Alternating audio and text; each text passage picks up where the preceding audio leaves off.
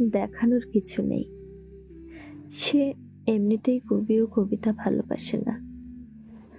জানা নেই, দেখিনি, স্পর্শ করা হয়নি কবু, তবুও তার অনুভবে বুক পেতে দিই। অত হাসির কিছু নেই। সে আমার নাম না জানা দুঃখ, আমি তবু তাকে লালন করি সন্তর্পণে। অত বিষাদে ভুগি না, কারণ সে কভু সুখ হয়ে আসেনি আমার পথে। আমি নিঃসঙ্গও নই, কারণ সে কভু সঙ্গী হয়ে থাকেনি আমার সাথে।